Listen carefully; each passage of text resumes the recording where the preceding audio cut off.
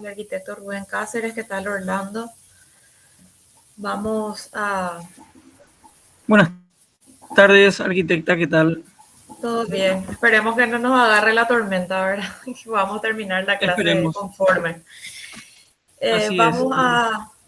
antes de iniciar con el contenido hoy, vamos a presentar ya lo que sería el segundo trabajo práctico y aclarar un poco las dudas para que ya vayan moviéndose un poco en base a esto que tenemos que presentar a partir de ahora.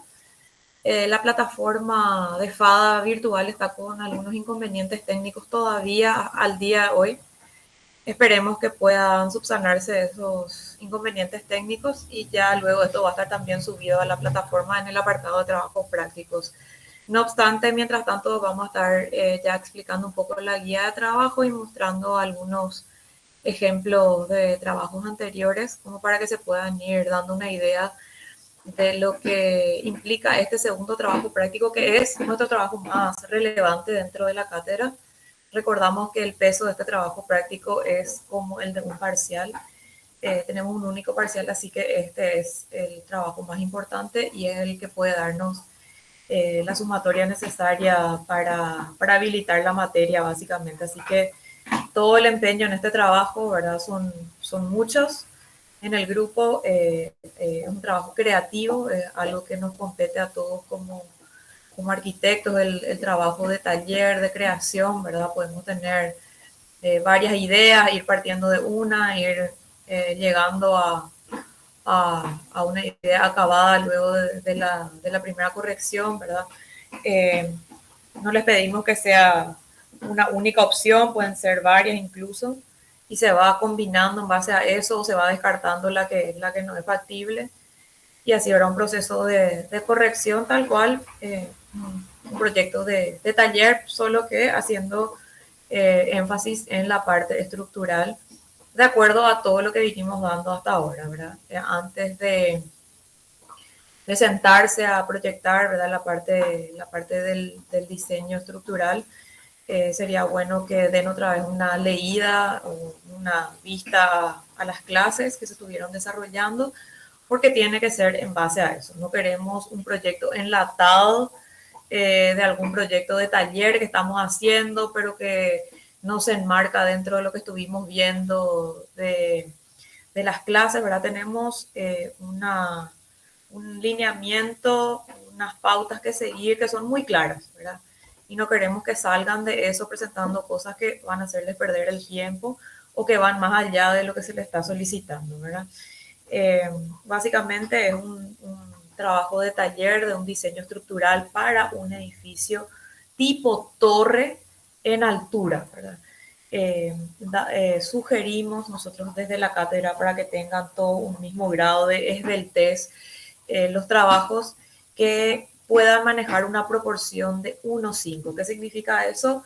Lo que mide mi planta tiene que medir 5 veces en altura, ¿verdad? 1:5. Así, no es una cuestión, una rajatabla, ni que 1:6 esté mal o que 1,4 y medio esté mal, ¿verdad? Pero para que puedan ir manejando esa proporción, ¿verdad? Si tenemos 1,3, pues bueno, estamos un poco alejados de lo que nos está solicitando la cátedra. Ahora, si tenemos 1,8, pues es algo demasiado esbelto que no es tampoco lo que estamos buscando.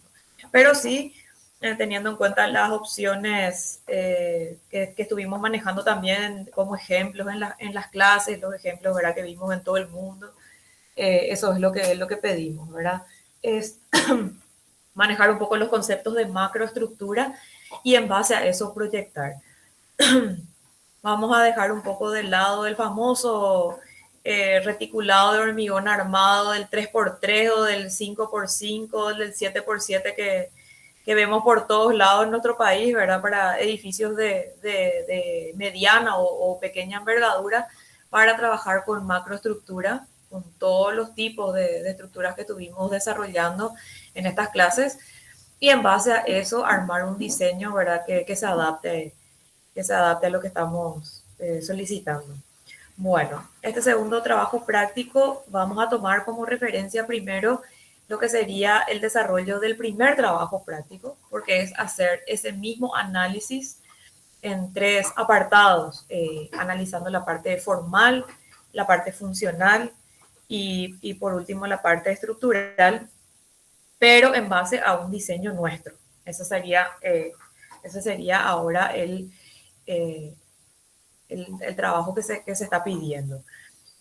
Vamos a entregarlo de manera digital también, pero vamos a entregar una maqueta física al final, ¿verdad? Cuando ya esté culminado el diseño.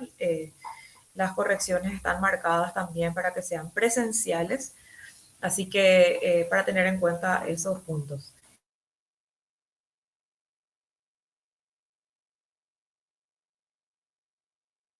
Donde podamos colocar el semestre y el año al que pertenecemos y los integrantes del grupo con nombre y 2 apellidos para evitar casos de homonimia. Siempre le pedimos que escriban sus nombres completos. Entonces, eso por favor para tener en cuenta. Toda la parte descriptiva del proyecto, la idea generadora, las referencias que tomamos, podemos tomar como referencia el edificio que analizamos en el trabajo práctico 1, por ejemplo, o no, o sea, depende de cada grupo, ¿verdad? O tomamos algún otro edificio que vimos que nos gustó o que nos pareció interesante, o combinamos más de uno para tomar como referencias de punto de partida para nuestros edificios. Si tomamos algún edificio, puede estar también dentro de esta memoria descriptiva, que es básicamente el análisis formal, ¿verdad? De dónde parte la forma de nuestro edificio, cómo nos imaginamos, el programa arquitectónico que refiere, ¿verdad?, al análisis funcional, a la parte del partido, y la ficha técnica, ¿verdad?, que habla un poco generalmente como un resumen de lo que es la superficie cubierta, la cantidad de pisos que tiene, ver un poco una memoria descriptiva que puede incluir tanto el análisis formal como funcional, ¿verdad? Cada uno va armando su presentación o su carpeta como así lo prefiera, pero son algunas ideas que da la cátedra, ¿verdad? Para que no tengan tanto desarrollo en estos dos puntos que son, ¿verdad? El punto de partida realmente del trabajo, pero donde nos queremos centrar es realmente siempre en la parte estructural. Por eso acá volvemos a explicar en la guía que en esta memoria descriptiva todavía no se desarrolla todo lo que compete al análisis estructural. En la parte del desarrollo, misma temática que el trabajo práctico 1, hablamos de un desarrollo gráfico más que nada, donde podemos tener los croquis iniciales, bocetos, croquis, formas básicas, llamadas, colores, ¿verdad? Todo lo que identifique gráficamente a nuestro proyecto, que pueda dar a entender lo que estamos presentando. Esto para tener en cuenta, ¿verdad? Les pedimos que sea a una escala gráfica legible, ya que no van a ser láminas impresas, pero de igual manera tener en cuenta que cuando hacemos cuando exportamos el gráfico del CAD, del Sketch, lo que sea, que las medidas puedan estar bien visibles, que lo que estamos hablando en el texto sea compatible con lo que estamos mostrando en la imagen. Entonces, por eso escala gráfica legible, eso es lo que buscamos, ¿verdad? Que se entienda la presentación. No tienen la posibilidad de exponer la presentación final, entonces su carpeta tiene que hablar por sí sola.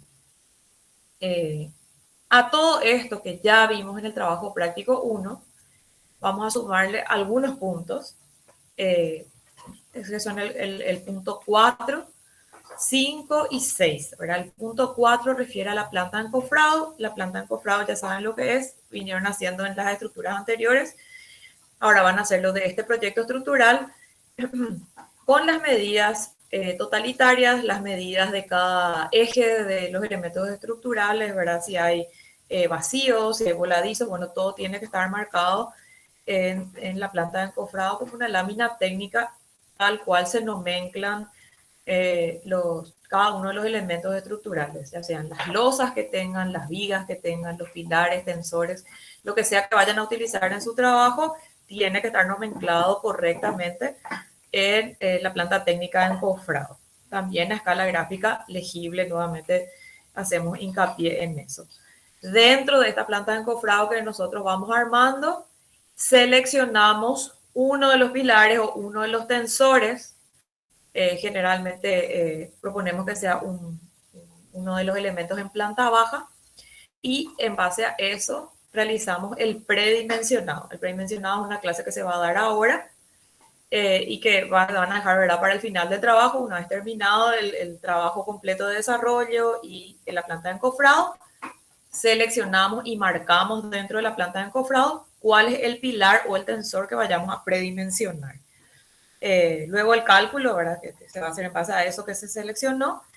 Y el punto 6, que refiere a la maqueta física, la maqueta estructural. Pedimos que sea monocromática y que muestre correctamente la estructura en una escala acorde al proyecto.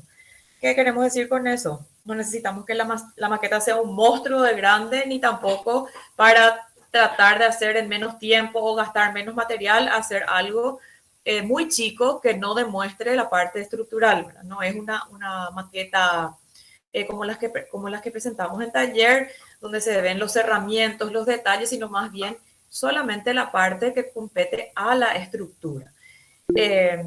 Cuando hablamos de la escala acorde al proyecto, depende de la magnitud del proyecto de cada uno. Solemos manejar escalas entre 1.200, 1.250, ustedes van a ir viendo. En algunos proyectos, en una escala 1.250 se logra ver bien y tiene un tamaño adecuado. Sin embargo, en otros proyectos es una escala que queda demasiado chica, entonces tienen que únicamente recurrir a la escala de 1.200.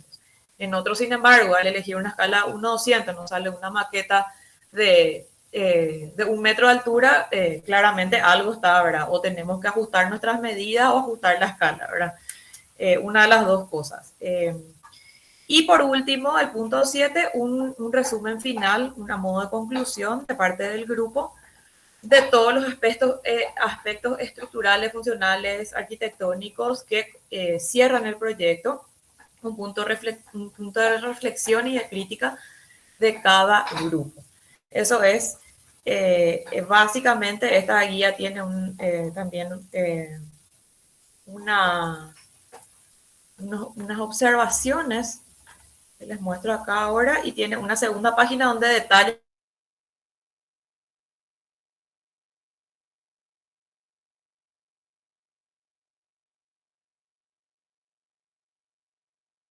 recordarle las observaciones.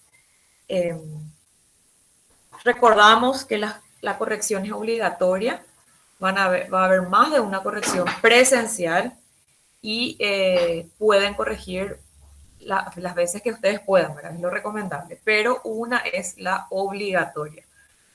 Generalmente una es insuficiente y se ven por los resultados, ¿verdad? Porque en la primera corrección recién estamos sacando el diseño, hay más de un diseño, se está decidiendo qué tipo estructural, y la segunda corrección ya refiere más a los detalles específicos y dudas específicas ya de la segunda parte de la guía prácticamente, donde ya se refieren a las cuestiones más técnicas, ¿verdad? La presentación del trabajo se hace a través del correo de la cátedra, como tal cual el trabajo práctico 1, y de la misma forma se va a hacer la presentación final a través del correo hasta el mediodía del día marcado para la entrega. Cualquier entrega fuera de horario o al del grupo que no haya corregido no podrá puntuar la totalidad de los puntos, va a tener una penalización, ¿verdad? Y la maqueta física sí se entrega de manera presencial en el día asignado para la entrega al horario de clase en la facultad. Generalmente marcamos la sala de profesores o la coordinación del área como para que vayan dejando sus maquetas el día de la entrega. Cualquier otra modificación, algún cambio que se haga respecto a este trabajo se va a estar avisando a través de la plataforma, como todo lo referente a los trabajos prácticos, ¿verdad? Les muestro mientras unos ejemplos también de lo que son trabajos anteriores. Acá están una serie de maquetas que se entregaron en semestres anteriores y vemos lo que les decía, ¿verdad? Cómo las escalas están totalmente distintas, ¿verdad? O el proyecto está mal encaminado desde el vamos. Por ejemplo, el proyecto que tiene la estatura menor, ¿verdad? La altura menor, disculpen, la altura menor, la maqueta con cartón gris que vemos acá, está totalmente fuera de la proporción de la que hablamos, ¿verdad?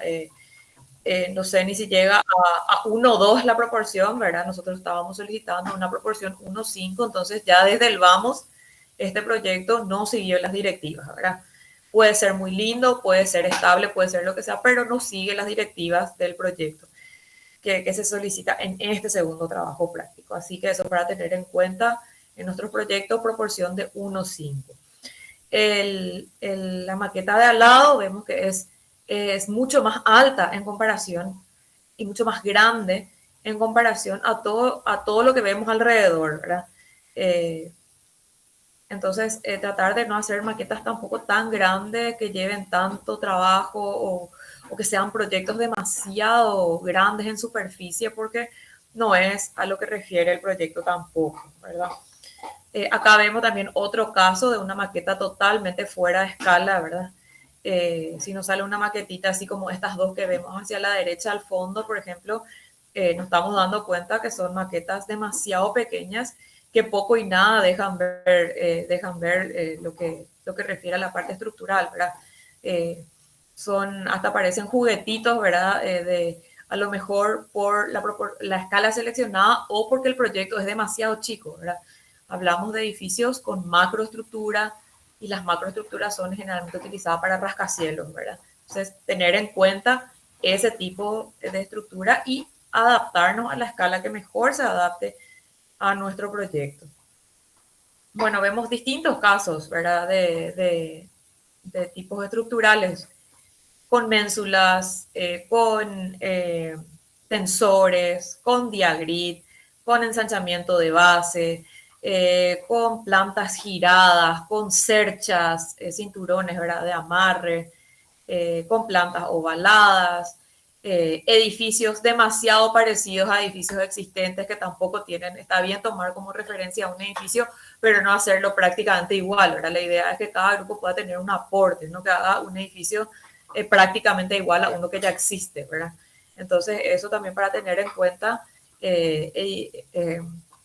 por más de que esté correcta la maqueta, eso no significa que esté bien el proyecto. Entonces, por favor, para tener en cuenta todos estos puntos que le estamos mencionando. Más, ¿verdad? Con sistemas aporticados, vemos más ahí en el fondo un poco también de tensores, huecos urbanos, todos los conceptos que estuvimos desarrollando en clase que se pueden ir aplicando a los trabajos, ¿verdad? Y como vemos, el tema de la parte monocromática, ¿verdad? Se pueden hacer de distintas, depende de la creatividad de cada grupo. Algunos deciden hacerlo con tal o cual tipo de cartón, con tal o cual tipo de color, algunos lo pintan, algunos hacen con un tipo de corte láser. Todas las opciones están correctas. Lo interesante es que sean maquetas monocromáticas, pulcras y que reflejen el proyecto que estamos presentando. Acá vemos otro tipo de cartón, por ejemplo, en el fondo vemos un edificio con 2 torres, ¿verdad? Con una comunicación entre ellas. Cada grupo decide qué tipo estructural quiere utilizar. Y ninguno es más que el otro, ni nada por el estilo, sino más bien lo que buscamos es que todos los trabajos sean siguiendo las pautas que se marcan en la guía y que las presentaciones sean a tiempo, que las correcciones estén presentes y puedan ser aprovechadas como tal y que el trabajo pueda ser exitoso para todos. Bueno, tenemos alguna consulta acá en el chat. Sadi pregunta, la escala, ya se habló de la escala. Sol Marecos pregunta, ¿dónde encontramos la guía? En la plataforma, como tal cual de trabajo práctico 1 va a estar en el apartado de trabajos prácticos. Esto va a estar en la plataforma de FADA virtual cuando apenas se habilite, ¿verdad? Hoy no está todavía habilitada, esperemos que mañana ya esté. Y Sadi, no sé a qué te referís, muros cerrados. No estoy entendiendo tu pregunta, ¿a qué te referís con eso?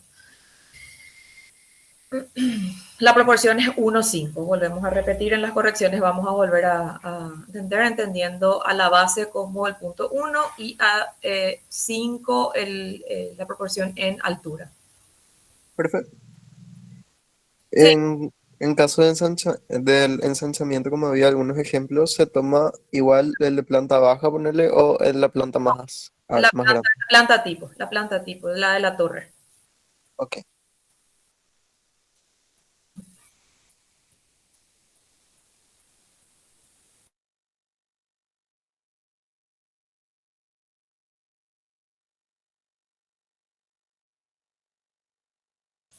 No sé si hay alguna otra consulta referente al trabajo práctico 2. Los grupos se mantienen. Volvemos a recordar eso, ¿verdad? Los mismos grupos. Y si hay algún cambio de integrantes para este segundo trabajo práctico, les pedimos que puedan comunicar eso a través del correo de la cátedra conforme se haya modificado la lista de los integrantes.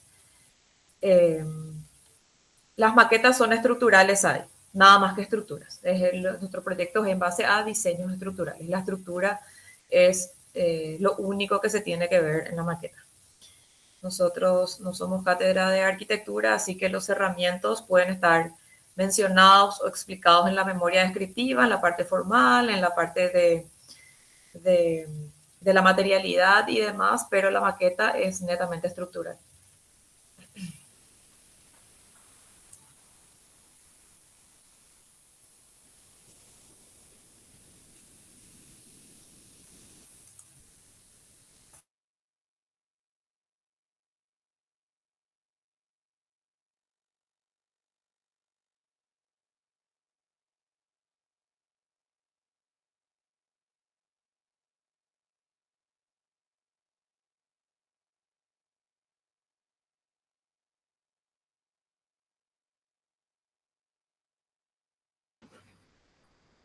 Arquitecta, si no hay consultas en cuanto a trabajo práctico, el profesor está teniendo algunos, digamos, inconvenientes técnicos y me pidió para empezar con mi parte, sería la parte de los tensores. Genial, arquitecto. Espectacular. Acá veo que no está todavía conectado, así que me imaginé que había algún inconveniente. Sin problema, adelante. Sí. Bueno, entonces, mientras que el profesor eh, pueda resolver el problema, entonces comparto pantalla.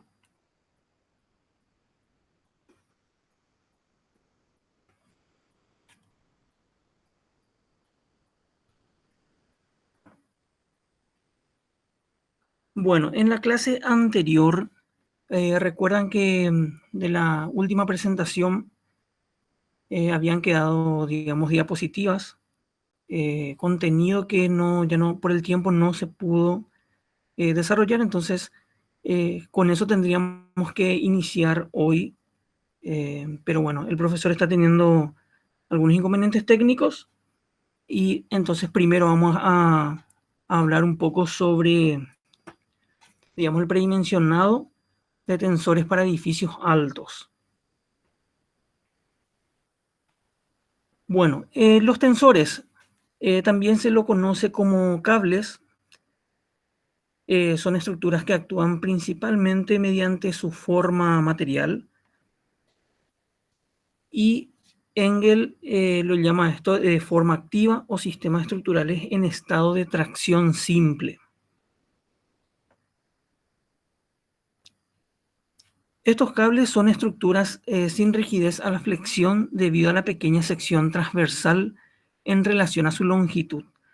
Es decir, si agarramos estos cables, estos tensores, un cabo por ejemplo, y lo ponemos de manera horizontal, vemos que flexa, ¿verdad? Entonces, por eso justamente indica que específicamente trabajan estos cables a la tracción simple, ¿verdad? Y bueno, esta carga, una carga en un tensor provoca que este tensor esté traccionando, y según las cargas que tengamos en estos cables, la forma va a ir variando. Eso veremos en imágenes más adelante. Algunas de las características de los cables: resisten únicamente a esfuerzos de tracción pura. Es por eso que, digamos, los aceros usamos en conjunto con el hormigón para tener una estructura más rígida y se tenga esa combinación de que el hormigón absorbe los esfuerzos a compresión y que el acero absorbe los esfuerzos a tracción, ¿verdad? Por otra parte, ya lo había dicho, carecen de rigidez transversal. Es por eso que la forma responde a las cargas. Cualquier cambio en las condiciones de carga afecta la forma. Vamos, digamos, agregando más cargas. Teniendo un cable en forma horizontal, por ejemplo, le aplicamos distintas cargas y vemos que a medida que más cargas le apliquemos, se va a formar una curva. Por otra parte, las cargas pueden ser muy grandes en relación al peso propio. Sabemos que los cables, por ejemplo, el acero, digamos, su tensión admisible está por los 4.200 kilogramos por centímetro cuadrado, que es bastante en relación a lo que es el hormigón. Por eso lo hace viable dentro del hormigón armado, por ejemplo. Pero bueno, estos cables no constituyen una estructura autoportante, es decir, no se puede sostener a sí mismo.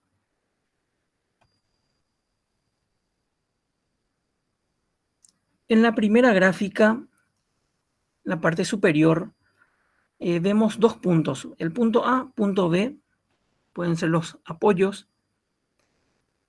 y vemos que hay una fuerza actuante a la mitad de la longitud, una fuerza F1. Al aplicar esta fuerza vemos que el cable empieza a adoptar, inicialmente el cable estaba de manera horizontal, al aplicarle una fuerza empieza a tener la forma, ¿verdad? Y por ende se generan las reacciones, reacción A, reacción B, y luego cuando tengamos que descomponer esto en las componentes verticales sería reacción B en Y y reacción B en X. En el siguiente gráfico vemos dos fuerzas aplicadas. Entonces genera una cuerda, un cable horizontal que une a ellas. Y con estas dos fuerzas obtenemos esta disposición, esta forma. Entonces, a medida que carguemos con más cantidades de fuerza, notamos que se genera una curva en el cable. Esto para saber digamos, las condiciones o la forma en que debemos trabajar los cables o los tensores.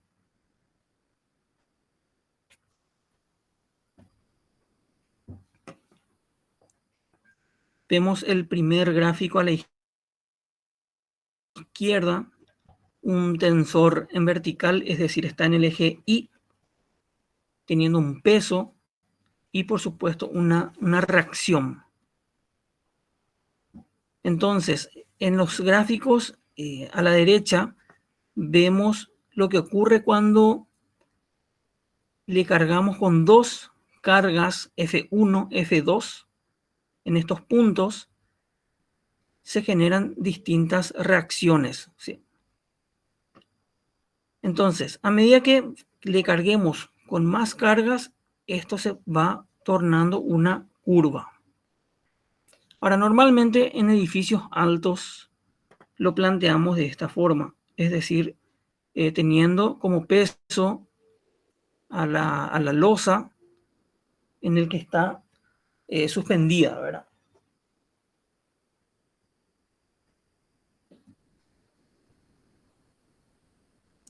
Y en los gráficos inferiores notamos lo siguiente. Si tenemos un peso P, genera una tensión correspondiente al peso P. Lo que hacemos es, en este caso, dividirlas en dos cuerdas distintas que soportan al peso P. Este caso es muy útil por varias razones. Normalmente, si calculamos un tensor para un punto específico, sabemos que tenemos que hacer mantenimiento, tenemos que prever cualquier falla en los tensores, entonces siempre uno va a garantizar soportar el peso. En este caso vemos que, según el gráfico, se están repartiendo las cargas, es decir, un tensor carga la mitad del peso, el otro tensor carga la otra mitad, ¿verdad? Solo que a modo de prever, deberíamos de pensar la situación, las situaciones desfavorables que podríamos encontrar, ¿verdad? Bueno, y en las imágenes a la derecha vemos que mientras más cercanos están estos puntos A y B, las reacciones tienden a la vertical, ¿sí? Mientras más alejados, tienden más a la horizontal. Esto incluso ya seguro lo habrán analizado en física, entonces podemos pasar.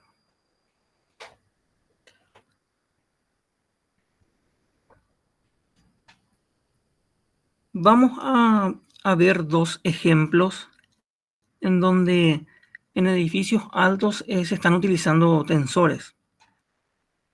Este es el caso de la Torre de Reforma, que está ubicada en la ciudad de México, diseñado por... Y la construcción empezó en mayo del 2008 y finalizó en mayo del 2016. Tiene 246 metros de altura. Bueno, como vemos en la imagen, podemos imaginarnos, vamos a ver más adelante la situación en planta. Vemos que una forma, digamos, triangular en planta, en donde los catetos son muros pantallas de hormigón que suben hasta una cierta altura, hasta que uno de estos muros tiene un quiebre y el edificio se va desmaterializando hasta llegar en la parte más alta, en la parte superior. De estos muros, que tenemos muros en L, vemos unos tensores. Estos tensores están soportando diferentes niveles. Esto está por módulos, que vamos a ver también en otras imágenes.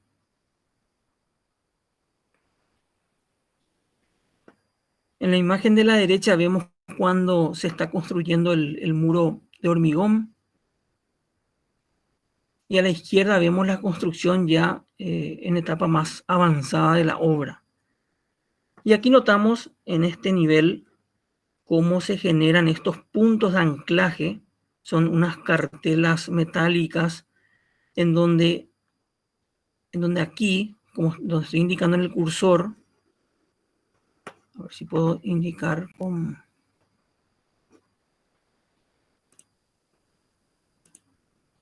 Vemos que se generan estos tensores. Y es decir, son como vectores, ¿sí? Esto ya lo habíamos visto en física, como mencioné hace rato, ¿verdad? se genera en este punto.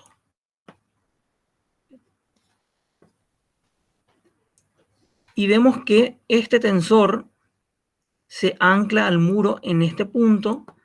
En este punto se generan entonces las reacciones, ¿sí? Vemos este tensor en el otro punto, en el otro extremo. Y así se van estudiando a este edificio, o sea, se va diseñando el edificio de acuerdo a las capacidad misma de estos tensores, cuál sería digamos, la situación más correcta, ¿verdad? Como para poder también estar utilizando lo suficiente, ¿verdad?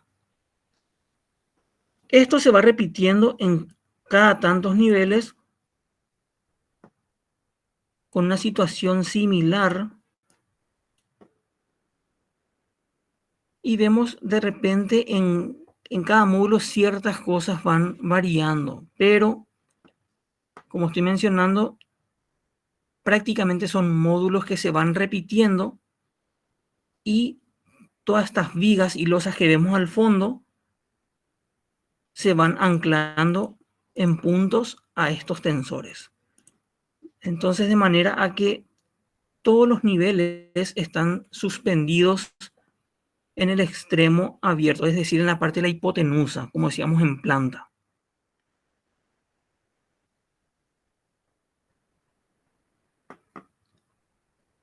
Bueno, aquí vemos una característica del muro pantalla. Se tuvieron que realizar algunas perforaciones debido a que la Ciudad de México está, digamos, cada cierto tiempo ellos tienen terremotos.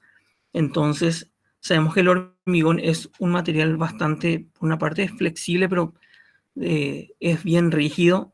Entonces, los ingenieros, digamos, sugirieron realizar estas perforaciones de manera que ante cualquier oscilación pueda el edificio disipar.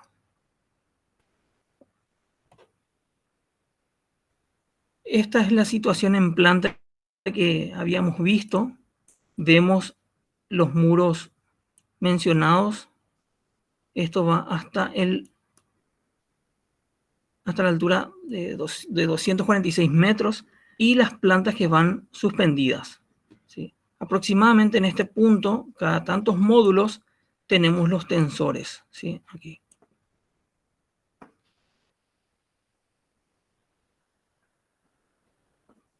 Entonces, de manera que en cada nivel el muro en sí vuelve a tener como un muro de amarre, digamos, y se aprovechan para las circulaciones verticales, dejando arquitectónicamente un gran espacio en cada planta, con las visuales propiamente dichas, ¿verdad? El edificio que vemos aquí, porque de ahí viene también la implantación del por qué el edificio se implanta de esta forma, es porque vemos aquí una edificación que es patrimonio. ¿Sí? Entonces, se optó por esta disposición del edificio y bueno, es lo que tenemos. Es la verdad que bastante bien pensado y tecnológicamente muy interesante, ¿verdad? Esto sería uno de los niveles. Vemos que en cada nivel, cada cierto módulo, van variando, digamos, un poco el punto en donde se concentran las cargas, o sea, digamos, estos tensores que van transmitiendo las cargas, ¿verdad? Es decir, todas estas cargas se van concentrando aquí y por los tensores, digamos, ciertas cargas llegan aquí, otras cargas llegan aquí. Vemos también aquí una línea de tensores, entonces otras cargas llegan aquí, otras aquí, ¿verdad? Entonces de esta manera se va, digamos, liberando la planta y también generando la visual a la ciudad, ¿verdad? Bueno, aquí vemos en etapa de construcción y vemos cómo se van disponiendo, ¿verdad? Se ven, al fondo se ven, digamos, las vigas, las losas, pero digamos la parte creativa, la parte interesante, está en la disposición en sí de estos módulos y la utilización de estos tensores, ¿verdad? O sea que utilizar en un lugar que sabemos que es sísmico y hacerlo de esta forma es muy interesante. Profe, esos tensores que marcaste, Sí, ¿tienen estos. otra vez? Sí, ¿tienen otra vez algo a lo que se sujetan, con lo que se sujetan en los pisos o cómo están sujetando? Me decís, estos tensores en estos puntos, aquí, Están anclados a las losas directamente, o sea, están pegados. sí, o sea que hay un sistema, digamos, de losas, esas losas descargan en vigas que vemos aquí al fondo, vemos unas ciertas vigas, ¿verdad? Y estas vigas llegan a estas otras vigas que son ya, digamos, principales, ¿sí? Estas que están aquí. Y estas vigas son las que se unen, a ver, voy a indicar, estas vigas que están aquí se van sujetando por estos tensores en los puntos, ¿sí? En los diferentes puntos. Aquí, aquí, aquí. Y luego, en el siguiente módulo, se vuelve a repetir la misma situación, esta que está aquí, con la situación que tenemos, a ver si aquí se ve, esta. ¿Ahí se entiende? Sí, profe, gracias. Profe, Sí. una pregunta. Y aquí también vemos otra situación. Y eso se va repitiendo, ¿verdad? Profe, Sí. ¿y eso significa que en esas plantas pueden prescindir de las columnas?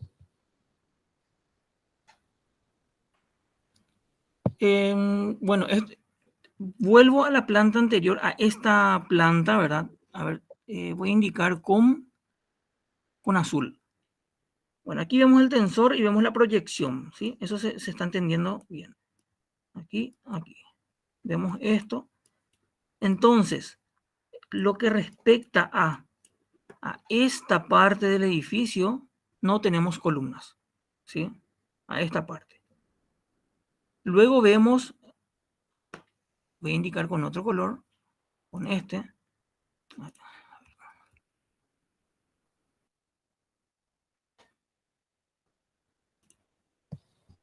Naranja. Bueno, luego vemos esta parte de aquí. Volvemos a tener muro, ¿sí? Entonces, básicamente el edificio es esto, ¿sí?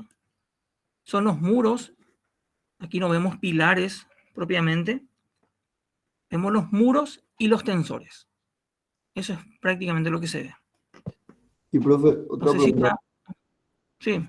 ¿Y esos mismos tensores al mismo tiempo sirven como amarre a los muros, a las pantallas de hormigón, a las dos que marcaste, para que no... Eh, bueno, en realidad estos tensores se están anclando a estos muros, ¿sí? Ya, porque viste que esos tensores al final Volvemos se concentran en un punto, en el, digamos, central de la planta, ahí. en esto, Sí, sí. o sea, yo miro así y pensé, ah, eso está haciendo que los muros pantalla de los costados no vuelquen, digamos, tipo que les da estabilidad también. En realidad, fíjate lo que ocurre. Este tensor que vemos aquí está transmitiendo la carga que se está concentrando en este punto, ¿sí? Este tensor va, digamos, al lado derecho, por decirlo así, y se ancla en un punto. Lo mismo ocurre con este mismo tensor que es prácticamente simétrico y se ancla en esta parte del muro. ¿Está bien? Entonces, por supuesto, aquí en estos puntos se van a generar momentos, ¿sí? Sí, profe. Entonces, ahora, la pantalla en sí del hormigón tiene el suficiente espesor, ¿sí? Y la suficiente rigidez como para poder aguantar, digamos, esa tensión, ¿verdad? Por eso es que vemos este elemento que está aquí, ¿sí? este es el elemento que le está atajando a digamos, a los dos catetos, ¿sí? Sí, profe, ya entendí. Sí, sí, sí. Entonces, los ¿Está? tensores, en Ok. ese caso, los tensores sí son para atajar las losas, no tiene nada que ver que como amarre de los muros pantallas, no, entonces. No, no, no. Sí, o sea que seguramente en ciertas zonas, ¿sí? de este edificio habrán, digamos, ciertas vigas que sí estén cargando en estos muros, ¿sí?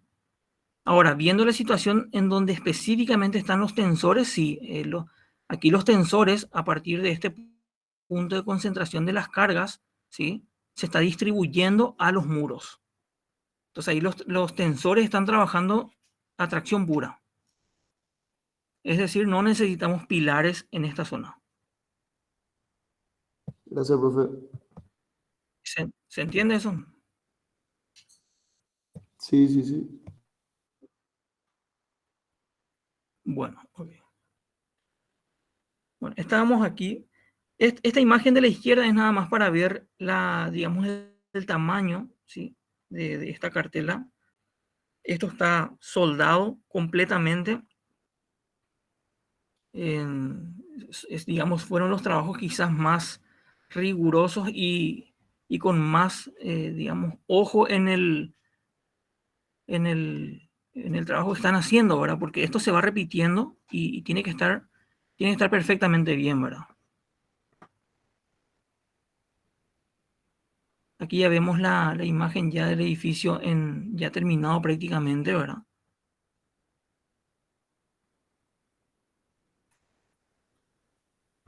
En la imagen de la izquierda vemos lo que había comentado hace rato, que es las sustracciones que se van generando para que justamente el edificio, digamos, ante un sismo, el edificio pueda disipar esa energía, ¿verdad? Y por ende no rompa, ¿verdad?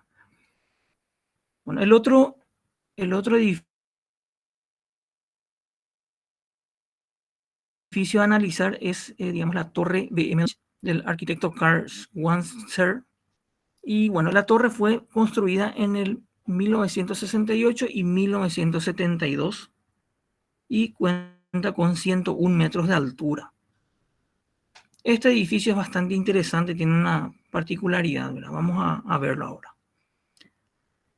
Bueno, esta tengo entendido que es parte del complejo de, digamos, un museo, y creo que hay oficinas, ¿verdad?, de la BMW, y vamos a concentrarnos en esta torre que está aquí. Esta es la torre. Bueno, ¿cuál es la situación de la torre? Tiene un núcleo central. Vemos aquí en la etapa de construcción, llegan hasta la altura final, digamos, y luego empezaremos a ver los tensores en imágenes más adelante, ¿verdad? Esta sería la disposición en plantas. Vemos cómo se utiliza la geometría y se van estudiando diferentes casos, diferentes opciones de distribución, tanto espacial, también de la disposición de lo que va a ser muro pantalla y también de lo que va a ser tensores, ¿verdad? Es muy interesante cómo trabajan la geometría, ¿verdad? Este es digamos, un corte, esquemas. Vemos aquí un primer esquema que estoy indicando y vemos este siguiente esquema de abajo. Entonces notamos que, digamos, hay ciertos niveles aquí y está ocurriendo algo, ¿verdad? Y vemos que esto está suspendido por este punto. Sin embargo, este cable continúa hasta el último nivel. ¿Qué significa entonces viendo este esquema?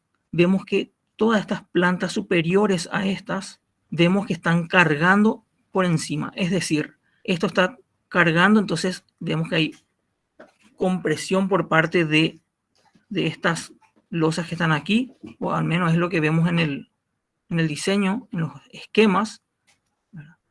y lo que está por debajo está enteramente suspendida.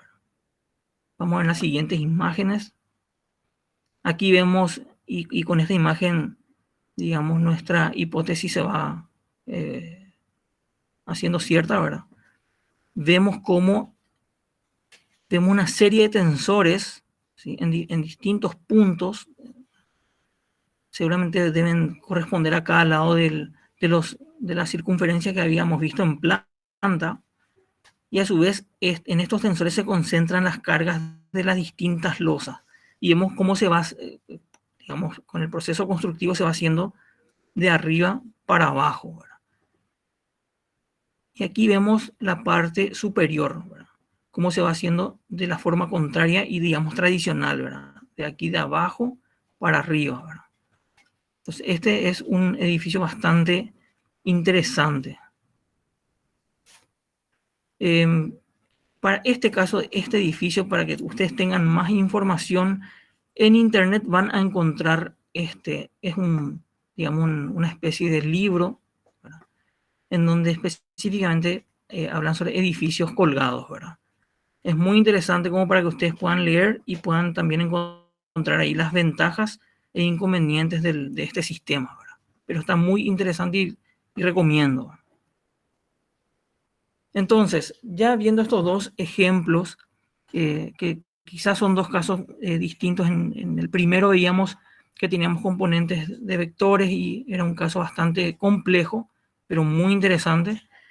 Y el segundo, que son, digamos, tensores en vertical, eje Y, como solemos decir, y en donde tenemos esas dos situaciones, ¿verdad? Una parte del edificio está suspendido, la otra parte está de manera tradicional, ¿verdad? Entonces, para continuar y ver un poco cómo realizar el predimensionado, primero tenemos que hablar de la tensión admisible.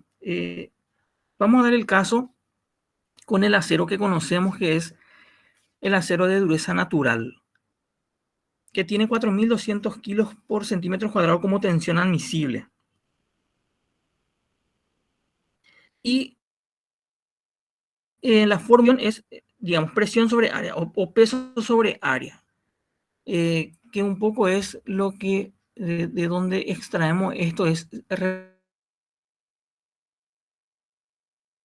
¿Recuerdan la fórmula de presión, que es fuerza en física? Bueno, de ahí utilizamos esa expresión como para poder determinar esto, el área. ¿Por qué? Porque el peso vamos a tener, esto vamos a poder calcular y analizar.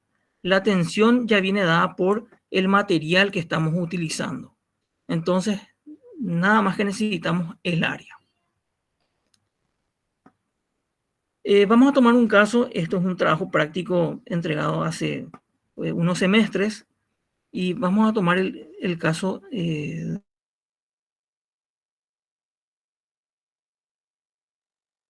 específico. Vamos a concentrarnos aquí, que son aproximadamente, creo son 8 niveles.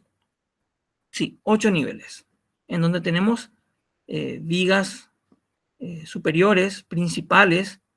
Vemos que estas vigas se apoyan en dos tubos, que son los muros pantallas, y estas vigas en sus extremos tienen los tensores, ¿sí?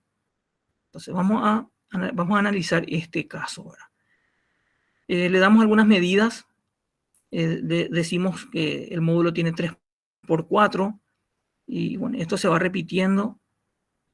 Trazamos los ejes principales, eje de vigas, en este caso sería muro pantalla, y los tensores que tendríamos en estos puntos. Esto como un ejemplo, ¿sí? Así sucesivamente. ¿Qué tenemos que hacer? Tenemos que hallar el área de influencia. Es decir, para este tensor que está aquí, vemos que entre el tensor y el muro pantalla hay una distancia. Entonces, la mitad para el tensor carga al tensor, y la mitad para el muro pantalla carga directamente al muro pantalla, para este caso. entre tensor y tensor vemos que ocurre lo mismo, ¿sí? De aquí para el tensor carga. De ahí se generan estas formas, ¿sí? Esta forma de distribución de carga. Es decir, este tensor que vemos aquí va a estar soportando a esta superficie que estamos encerrando aquí. El siguiente caso tenemos, por ejemplo, este tensor que está aquí, tiene esta situación y este otro tensor tiene esta otra situación. ¿Sí? Y bueno, lo que está, digamos, sombreado hacia el muro pantalla, enteramente está cargando directamente al muro pantalla. Entonces, digamos, toda la parte exterior que vemos aquí está cargando los tensores. Esas cargas suben hasta la parte superior, llegan a las vigas y se transmiten a los tubos, ¿sí? a estos muros pantallas. Y lo que está más cercano al muro pantalla directamente carga en el muro pantalla. Entonces, haciendo algunos números, vamos a concentrarnos en esto que, digamos, tiene 4 metros por 1,50 de ancho. Entonces, el área de influencia sería realizar la multiplicación. Tenemos 6 metros cuadrados. Se considera una carga de 1 tonelada por metro cuadrado, que es lo que en la clase anterior el profesor había mencionado, que es lo más cercano al cuando realizamos el análisis de carga para la estructura, ¿verdad? Y lo que hacemos es multiplicar esta carga de 1 tonelada sobre metros cuadrados por el área de influencia. Vemos que aquí está dividido digamos, el metro cuadrado. Entonces, digamos, se elimina con los metros cuadrados y queda entonces 6 toneladas, ¿sí? Metros cuadrados va con metros cuadrados y tenemos 6 toneladas. Ese es el peso total para este tensor que está aquí. Entonces, dijimos, vamos a utilizar esta fórmula. A esta fórmula tenemos que agregar la cantidad de pisos, es decir, la n que tenemos, número de pisos. Vemos como entonces aquí en esta fórmula lo que tenemos que hacer entonces es, necesitamos área. Entonces, área pasará en el otro miembro y la tensión entonces pasará a dividir, ¿verdad?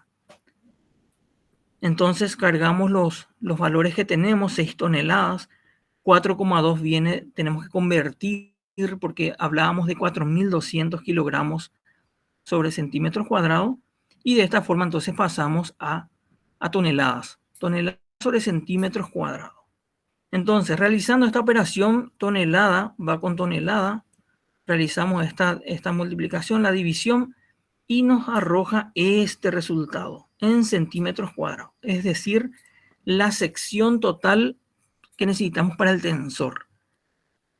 Esta sección, digamos, si el tensor fuese, digamos, un material metálico, sólido, necesitaríamos uno de esa sección, de esa área.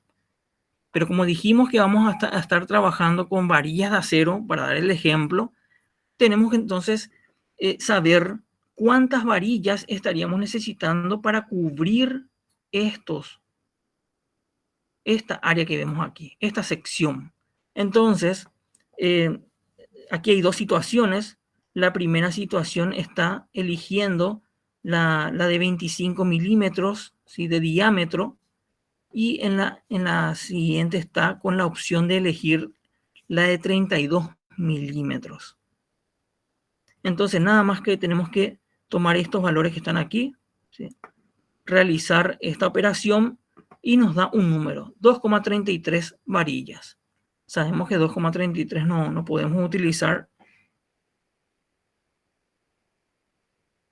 Tenemos que redondear.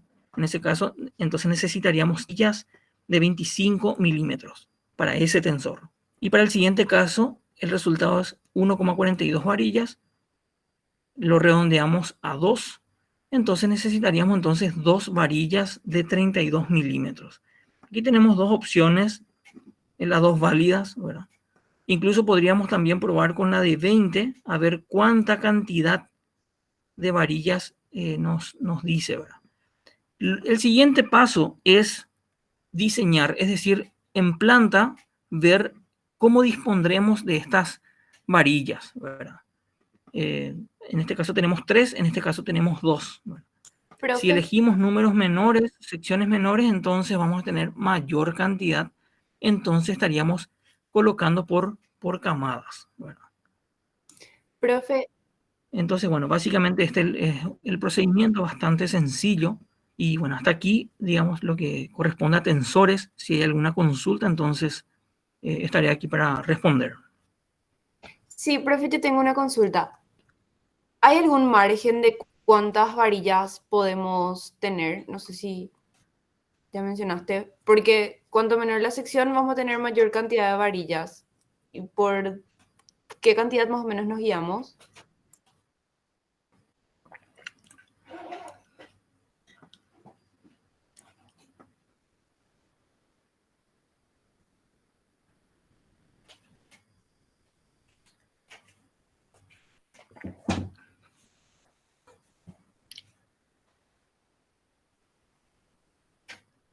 Hola, buenas tardes. Profesor, ¿qué ¿Me tal? escuchan?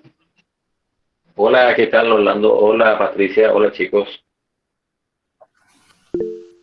Buenas tardes, arquitecto. Bienvenido. ¿Se me escucha? Más ¿Se me o escucha? menos. Te escucho, sí. Más o menos. Alguito. ¿Ahí qué tal? ¿Está mejor? Estoy con problemita. Bueno, si se me escucha, voy a tratar de... Estoy conectado con el celular, entonces voy a tratar de responder por la pregunta de... Creo que fue Elisa que preguntó. No sé si fue ella. El margen, ¿cómo dijiste? ¿Elisa o no sé quién fue? Sí, ¿cómo a tu pregunta? Recordando un poquito. Sí, quería saber si por qué número o por qué margen nos podíamos guiar para la cantidad de varillas. Bueno, la verdad que esto, más que responderte así con esa pregunta, el tema empieza por el lado del área que tenemos que soportar, ¿verdad? Y acá, diríamos, no, es como el caso de lo que a veces solemos decir, vamos a poner para compresión, hablamos de qué sé, un pilar de 15 por 30, hablamos y arrancamos a partir de ahí, qué sé yo, por decir, ¿verdad? Cuando es una losa pequeña, de un solo nivel, ¿verdad? Decimos 15 por 30, ya da bien, decimos a veces, ¿verdad? O nos dice el profesor de taller o el constructor mismo te dice, ¿verdad? En el caso del tensor, por ejemplo, si bien es cierto, tampoco es así el pilar, ¿verdad? Pero en el caso del tensor, por ejemplo, al tener una superficie que hay que sostener porque va a colgar esa losa, entonces la que te establece eso es el centímetro cuadrado de la sección transversal de ese tensor, ¿verdad? Entonces, ahí lo que diga ahí cuántos centímetros cuadrados es lo que tenemos que, digamos, predimensionar, es decir, saber cuántas varillas de 10 entrará ahí, o de 12 o de 20 o de 25 o lo que sea, ¿verdad? Entonces, pasa por ese lado. No sé si fui claro lo que contesté. Sí, profe, pero no sé si es así, pero en las vigas, por ejemplo, teníamos una separación mínima entre varillas. No sé si se aplica el mismo caso. O sea, cuando ya supera esa separación, optamos por una sección mayor para lograr esa separación mínima. Ah, ya, ahora lo voy entendiendo, sí. De hecho, acá hay muchos factores también, ¿verdad? El tema digamos, de la trabajabilidad, porque de repente a veces, y te lo digo un poco lo que nos pasó en algún momento en una obra, en el cálculo salía que tenían que entrar 8 varillas, al caso de una viga, ya que tocaste una viga, era una viga en el cual en la parte inferior tenía que llevar como 4 varillas, algo así, en el medio 2 y arriba el resto, ¿verdad? haciendo una sección transversal. Entonces, ¿qué pasa? Que de repente meter las 4 varillas ahí abajo, más en la segunda cama, que era del medio, más los estribos, y un montón de cosas más, de repente no permitía que el personal pueda meter a atar esas varillas a los estribos. Entonces también de repente entra esos factores, ¿verdad? O sea que podemos hacer cálculos fríos, finos, ¿verdad? Pero también está el otro, el personal que tiene que hacer eso, de repente con números así muy fríos, no lo puede hacer, ¿verdad? Hay situaciones, entonces, son parámetros estándar, ¿verdad? Que de repente uno puede alterar. O sea, voy a decir, bueno, no, acá finalmente no vamos a poder hacer así, vamos a cambiar, vamos a forzar, vamos a sacar esta de 10, vamos a meter que se lleve a poner 3 de 10, vamos a poner que son 30, ¿verdad? Entonces, si bien vamos a meter, por decir, 2 de 12, 1 de 10, o mejor, o al revés, dependiendo, ¿verdad? Muchas cosas son entre los factores. Por eso ese digamos que se tiene que estudiar de vuelta.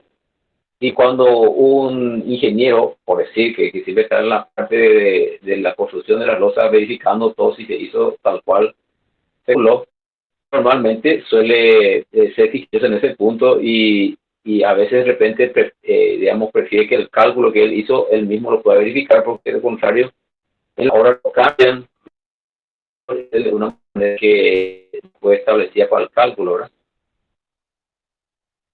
No sé si respondí. Sí, súper. Gracias, profe. Bueno, y era un poco ese tema, ¿verdad? Porque en el tema del tensor, me recuerda una obra de un arquitecto famoso. Justamente hoy estuvimos recordando otra vez con unos colegas, en la ciudad de San Lorenzo, el edificio había caído. Bueno, se desplomó la losa.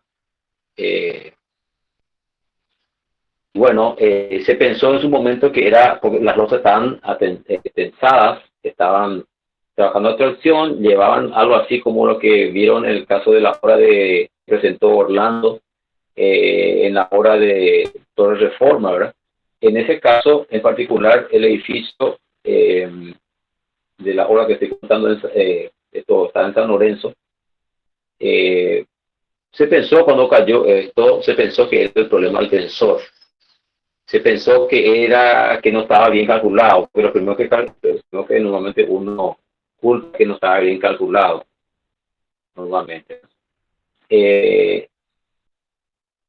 Y gran parte, digamos, de las estadísticas de problemas en obra no son precisamente por cálculo.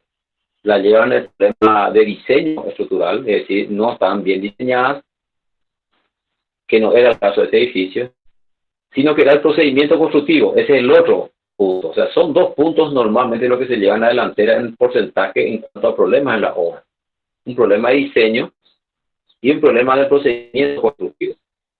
Y en el caso de la obra, finalmente me comentaron colegas cercanos a la obra, que fueron a peritar, a un vistazo a lo que pasó, me dijeron que era un proceso, una falla en el proceso constructivo.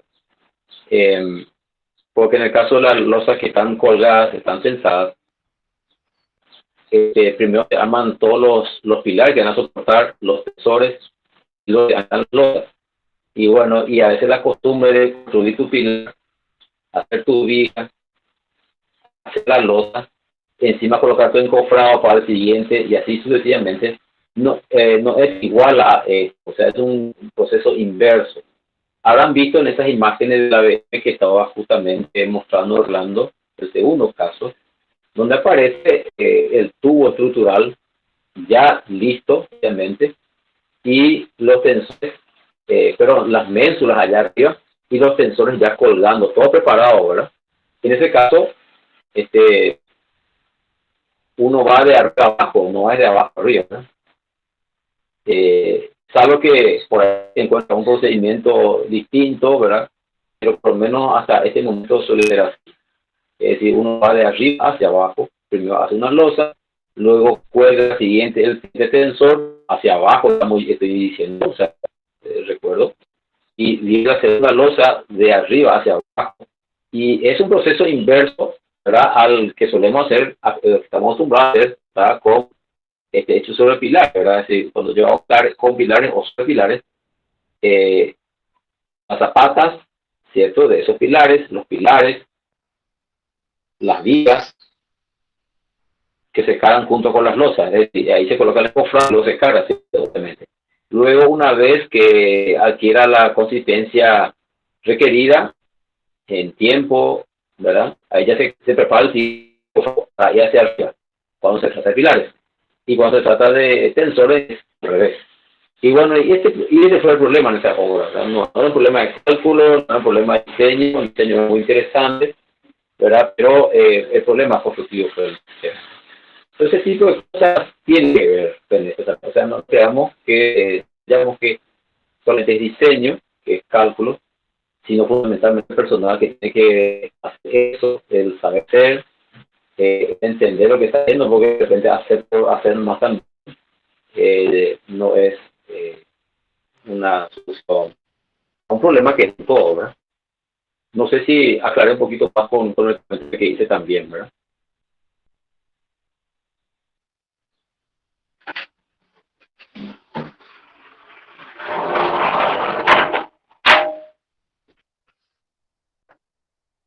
¿Se me escucha ahí, verdad?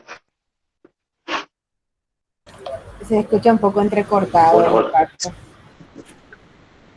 se me escucha entrecortado. Sí, se escucha, profesor. Sí. Sí. Ok. Bueno, era un poco eso que quería comentar con respecto a... Sí. Sí, profesor, está también el otro caso del puente Morandi, el puente que había colapsado en Génova, Italia.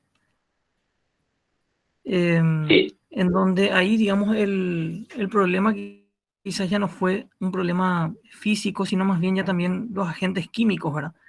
Pasa que digamos, la ciudad está cerca del mar. El mar tiene contenido de sal y, bueno, estos puentes tenían unos tensores, digamos, de gran tamaño y estaban recubiertos por hormigón. Entonces, con el paso del tiempo, como que el tensor está trabajando a tracción pura y el hormigón no logra aguantar eso, entonces se va separando el hormigón y la sal entra dentro. Entonces, por supuesto, empieza una situación de corrosión al acero, ¿verdad? Y bueno, llegó un punto y colapsó eso. Claro. Exacto. También está eso, es decir, como dentro del proceso constructivo, lo que hablábamos recién, también las particularidades del ambiente, ¿verdad? Es decir, en el caso nuestro, mucha humedad, mucha lluvia, de repente, que nuestro hormigón, si no está bien, digamos, con el recubrimiento necesario, es posible que eso después filtre con algún golpecito, a una dilatación y ya ataque a las barras de hierro que ahí adentro van corroyéndose, por ejemplo. O cuando se está cargando el hormigón, que siempre estamos pidiendo que haya agua, que estemos remojando constantemente el hormigón, porque, o de lo contrario, esas dilataciones y contracciones de que sube el material, sobre todo la evaporación del agua cuando está cargando, es otro drama que tenemos, y eso en algún momento cuando terminemos el hormigón se atisura todo, ¿verdad? Y eso no es tampoco una buena señal, ¿verdad? O sea, son particularidades que tiene cada sitio también, ¿verdad? Para la construcción. Un tiempo compartíamos, recordarás, Patricia, no sé si aquellos videos de megas construcciones, o Orlando mismo, capaz cuando fue nuestro estudiante, a un edificio, sobre todo cuando cargaban en Medio Oriente y de repente tenían que poner hielo o cubitos de hielo en el hormigón para que no, digamos, para que no afecte al hormigón, ¿verdad? Y ese hormigón se cargaba a la medianoche, o sea, empezaba cuando la temperatura empezaba a bajar, ¿verdad? Y a partir de ahí se cargaba, ¿verdad? O sea, muchas, forma parte del proceso constructivo, el procedimiento constructivo también de los edificios, y los ambientes donde están, diríamos, planteados los edificios. Entonces son situaciones que se dan y que hay que tener en cuenta también a la hora de proyectar, ¿verdad? No sé si hay una consulta más por ahí. Sí, profe. Yo quería preguntar nomás, es con relación al trabajo práctico. ¿Qué sería reticulado estándar de hormigón? Es la primera vez que estoy escuchando eso. No sabía que había un reticulado estándar de hormigón. Con respecto al trabajo práctico, Algo así, es que la profe mencionó eso, una parte, y no entiendo qué es un reticulado estándar de hormigón. O sea, hay un, ¿cómo se arma? Algo así. Exactamente lo que ves en los estacionamientos de los supermercados y shopping y los edificios de la época de los 80, 90 en todo el Paraguay. Ese es el reticulado estándar de hormigón. Generalmente tienen Sí, claro, modulaciones de 3x3, 5x5, 7,5 por 7,5. Y es un poco lo que a veces llevamos a las clases de proyecto también. Y no podemos salirnos de esa mentalidad, nada más que abran sus mentes y no se centren en eso que vemos por acá. Eso es todo lo que había mencionado. está bien. Y otra pregunta sí, sería, es de proporción 1:5, hasta ahora no entiendo. No sé si es una distribución de los niveles o algo así. Si la cantidad de niveles no importa realmente, lo que nosotros valoramos es la proporción, la relación entre el ancho del edificio respecto a su alto. 1,5 es esa relación ancho-alto. exacto. Lo que Bueno, buscamos en este caso de los ejercicios eran que haya más creatividad fundamentalmente.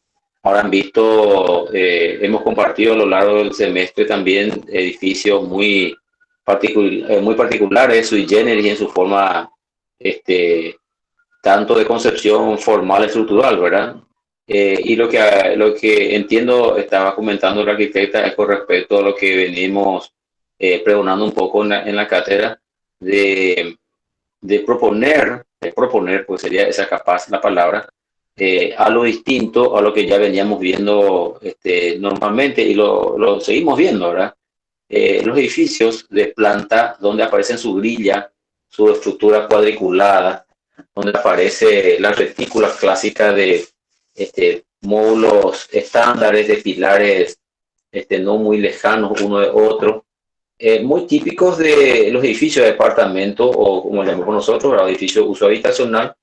Normalmente en edificios que no son de uso habitacional aparecen unas formas más arriesgadas, más osadas, formas mucho más creativas de repente, aunque hay ciertos edificios, digamos, de uso habitacional que rompen un poco el esquema, ¿verdad? Lo de la grilla, lo de la retícula o el cuadriculado que solemos ver normalmente en las plantas de edificios que se construyeron acá en décadas pasadas fundamentalmente, no salieron de esa variante, era muy rígida la estructura y de eso, o sea, volver a plantear eso no tiene mucho sentido porque ya lo hicieron otros y no tiene mucha gracia, ¿verdad? Buscamos que sean formas arriesgadas, que nos permitan aprender a lo nuevo, que nos inviten a pensar, a ver cómo sostendría algo que planteamos. Entonces, una forma así muy rígida y muy convencional no nos ayuda mucho a crecer. Entonces, este es el momento en el cual podemos o estamos invitados a plantear cosas nuevas. A eso entiendo se refería y al menos era un poco lo que preguntamos en la cátedra. Asimismo, no que el sistema de reticulado en una distribución estructural sea incorrecto, ¿verdad? Pero podemos plantearlo desde la macroestructura. Eso, ¿verdad? Como vimos en los ejemplos, ¿verdad? De todas las clases. Podemos recurrir a un reticulado, pero utilizando elementos que competan a una macroestructura. Exacto. La próxima clase vamos a tener nosotros nuestra clase ya presencial de taller en la facultad y vamos a llevar a unos ejemplos de semestres anteriores, capaz los más representativos ¿verdad? Para mostrar un poquito cómo estudiantes de semestres anteriores pudieron lograr también en líneas generales en un ejercicio que van 2 miércoles y alguito más. Alguito más ya se los traslada a ustedes, ¿sí? Cuánto más le ponen ustedes de condimento a eso en sus casas o cuando trabajan juntos, ¿verdad? Y esos trabajos, diríamos, plantean cosas interesantes. Si bien es cierto, como dice Patricia, no, en algún momento a veces aparecen, digamos, la retícula, el cuadriculado, pero combinado creativamente con otros sistemas estructurales que fuimos viendo a lo largo del semestre, ¿verdad? O algo que ya habían visto en algún momento. Eso viene muy bien para analizar puntos y plantear, ¿verdad? Y vamos a tener 2 clases, esperemos que esas 2 clases todos los grupos corrijan y que puedan también proponer algo, digamos, interesante que los permita imaginarse y pensar cómo sostener, porque finalmente esa es la tarea, ¿verdad?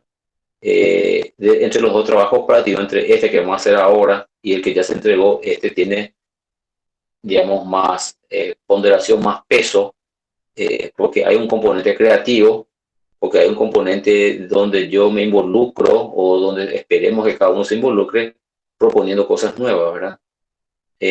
Donde la participación debería ser más activa que pasiva, que fue lo que ocurrió en el primer trabajo. Ahí ya está el proyecto, lo que me limito es analizar. Y bueno, y ahora sobre la base de haber analizado, sobre la base de haber visto ese ejemplo que les tocó u otro ejemplo que les tocó en algún momento en ver, que se las tareas de taller donde siempre estamos bombardeando con imágenes, edificios y compañía, o a un viaje que vieron, o a una revista, o algo que les haya gustado, o no sé.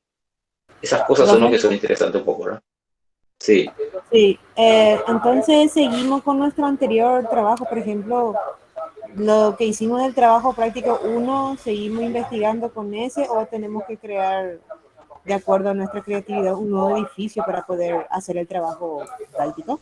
2. No, ahora se crea, ahora se crea y tiene que ser algo nuevo, ya tiene que ser algo más, algo más innovador. Eso es lo que se busca ahora. Pueden tomar su edificio Entiendo. del primer trabajo práctico si quieren como referencia, Como referencia. pero no es obligatorio, no es obligatorio. Entiendo, profe. Claro, exacto. Gracias. A veces decimos nosotros como arquitectos, estudiantes de arquitectura, siempre decimos, si yo fuese ese arquitecto no haría tal cosa, yo haría esto, por ejemplo, famoso que decimos, ¿verdad? Siempre estamos diciendo ese tipo de cosas en algún viajecito que hacemos, en algún lugar que estemos, ¿verdad? Si yo fuese el arquitecto, iba a hacer tal cosa, no haría lo que hizo fulano.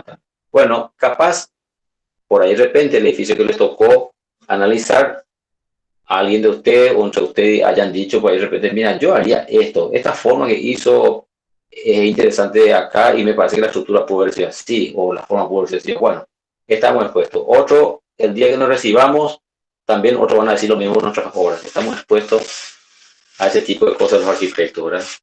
Entonces, este es el momento también para que puedan ver formas creativas. De hecho, vamos a compartir con ustedes el próximo miércoles las maquetas para que vean un poquito cómo otros grupos hicieron también. Y bueno, y eso. O sea que no hay mucho secreto. Sí. Una opción nomás entonces llevamos, ¿verdad? La verdad, una opción es la que se queda. Es decir, por una opción la que seguiremos trabajando. Pero siempre es interesante que en cada grupo vayan por lo menos más de una opción. Porque si se va con una opción y de repente no corre, entonces a veces de repente te obliga a repensar mucho más para tomar un buen camino. Si van 2 trabajos o 3, ni qué decir, hay más posibilidades de ver cuál es más potable, cuál es el que puede tomar el rumbo para los trabajos prácticos. O sea, ahí es interesante cuando miramos el trabajo entre ustedes, cada uno puede hacer un mini taller entre ustedes, o Sari puede agarrar y decir, bueno, esta es la que se me ocurrió a mí, otra compañera mía, yo tengo esta idea, y bueno, y con el profesor el próximo miércoles estaremos viendo cuál tiene muchas posibilidades en el cual todo el grupo después va a trabajar. No sé si me explico. Entiendo, profe. Gracias. Ok. Bueno, yo querría, gracias Patricia, ella me compartió la imagen, como les conté, tengo unos problemitas. Bueno, ya vieron la primera parte con Orlando, con el arquitecto Orlando Colmán, ya vieron el premencionado de elementos que están trabajando atracción, ¿verdad? Con el concepto que ya veníamos hablando de clase pasada, digamos, del área de influencia, digamos que una losa o una superficie, llamamos losa normalmente muy convencionalmente nosotros, pero una superficie pueda, digamos, ejercer sobre un pilar. Ahí ven, por ejemplo, la imagen, están viendo a la izquierda una losa que está cargando sobre un pilar central, y a la derecha están viendo capaz la misma losa, pero cargando sobre dos pilares, ¿verdad? Cuando hizo las respectivas plantas, verán allá abajo, verán que el pilar, en el caso que carga con toda la losa, tienen el 100% sosteniendo esa losa, ¿verdad? Y en el otro caso, los dos pilares comparten 50% y 50% del área de esa misma losa. Algo de eso ya le explicaba el arquitecto Orlando recién con respecto a cómo en el caso de los tensores también sucede eso. Es decir, los tensores también tienen sus, digamos, sus particularidades, pero en esto no. O sea, acá también comparten 50%, la mitad con el elemento estructural más cercano puede ser un tensor de vuelta o puede ser la caja de escalera, como les mostraba él. En este caso, por ejemplo, en mi dibujo le estoy mostrando dos pilares que comparten juntos 50 y 50, o la imagen de la izquierda, como les decía, un solo pilar que carga el 100%. Entonces, con respecto a esta situación, vale la pena recordar que, y ahí vieron, digamos, están viendo, ¿verdad?, la fórmula de predimensionado que hablamos en la clase pasada, sobre el área de la columna, es igual o cercano o parecido o como quieran a 10n, donde n es la carga total. En esa carga total, n, de compresión, en este caso de compresión, porque con la que veían con Orlando era de extracción, ¿verdad? Ya vieron que termina la fórmula, ¿verdad? Y en el caso de compresión va a ser diferente. Hemos tomado esta situación para diferenciar la situación.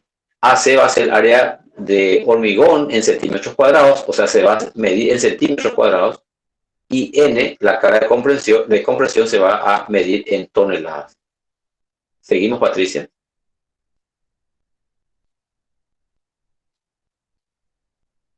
Ahí tenemos, por ejemplo, recordando lo que vimos en la clase pasada, las cargas gravitatorias, ¿verdad? Condensadas en un solo número, en un solo valor, 1 tonelada sobre metro cuadrado. Discriminados tenemos, para recordar, peso propio estructural, 0.40 toneladas por metro cuadrado, revestimiento 0.08, sobrecarga útil 0.27 y mampostería rellenos 0.25. En la sumatoria, intencionalmente sale 1 tonelada porque en algunos casos esos valores que recién les comenté no son tan así, están un poquito más arriba, un poquito más abajo, pero a manera de predimensionar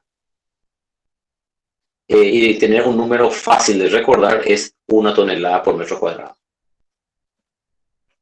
Seguimos.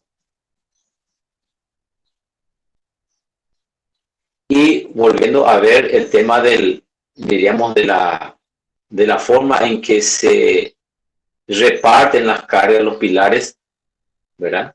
Ahí ven, imagen de la izquierda, arriba, tenemos dos pilares, para el caso de una losa rectangular, por ejemplo, donde cada uno comparte sus pilares con un porcentaje de la losa Si fuese el total, serían 50 y 50. Imagen de la derecha, por ejemplo, aparece tres pilares, en el cual dos de ellos están en el extremo, uno central. Los extremos tienen compartido de las puntas, las que están arriba y abajo, mitad y mitad con el pilar central.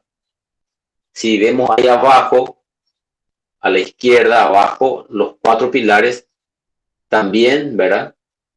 Cada uno le toca un área. Pónganle que la que está en grilla, la que está en cuadriculado, es la que influye, es el área de influencia que a efectos de este ejercicio lo vamos a llamar área de influencia. Es el área que influye sobre el pilar, sería ese cuadriculado que están viendo ahí, o esa parte rayada.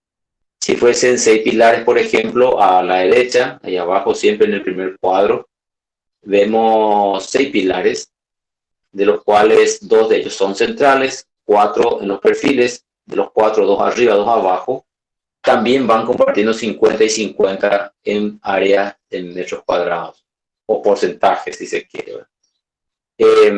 Eso mismo puede variar, porque fíjense en la imagen, en el siguiente cuadro de la derecha, la imagen de los pilares, los puntitos negros que vendrían a ser los pilares, pueden estar ubicados en el centro de la losa o en el centro de la superficie, puede estar ahí. O imagen de la derecha que están sobre la línea, o sea, podría ser sobre la línea, si esas líneas son las vigas, por ejemplo, podrían estar descansando las vigas sobre esos pilares, por ejemplo. En el otro caso, en el anterior que vimos recién, los pilares se ubican en el centro de la losa. Las vigas están en los costados.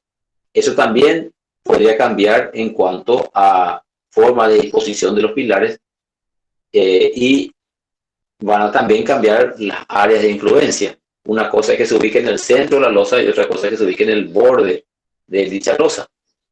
¿Seguimos?